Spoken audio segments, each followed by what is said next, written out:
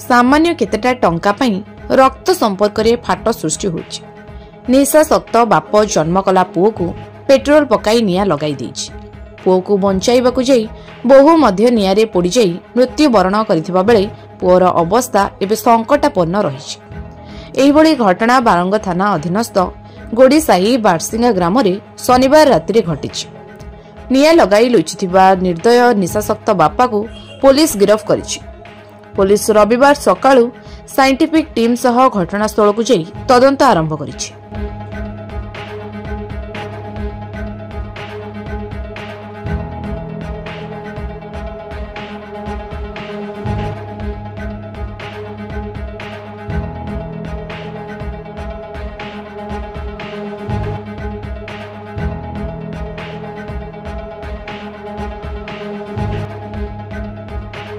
बारसिंगा grammar Deenbandhu घरे खाउथिबा समय रे बापा गोवर्धन आसी टंका मागिथिले।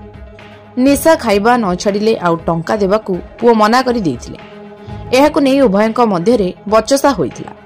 एहा परे उत्क्षिप्त होई केही किछि जानिबा पूर्वरु हठात पाख घरु पेट्रोल आनी गोवर्धन पुओ उपरकू पकेई देई निया लगाई देइथिले।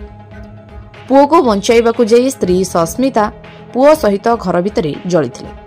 एही समय रे सेमानंको 3 वर्षर पुओ खट उपरे खेलुथिले। बुढ़ी मां कौशल क्रमे छोट पुओ को घरु नहीं आसथिला।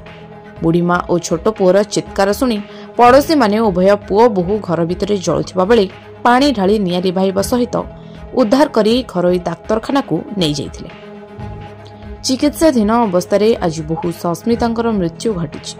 अन्यपटे पुओ दीनबंधु गुरुतर अवस्था मृत्यु सह संग्राम करुछि।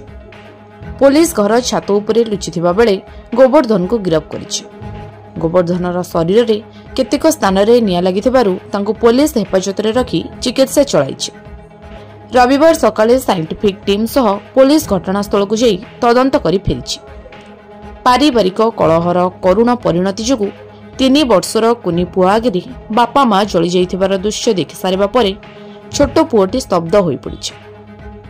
अन्यपटे निशारे पुओ बहु को पेट्रोल ढाली निया लगाई देइथिबार घटना को पुलिस आगरे गोवर्धन स्वीकार करिथिबार जणा पड़िछि। ब्यूरो रिपोर्ट सत्य संधान।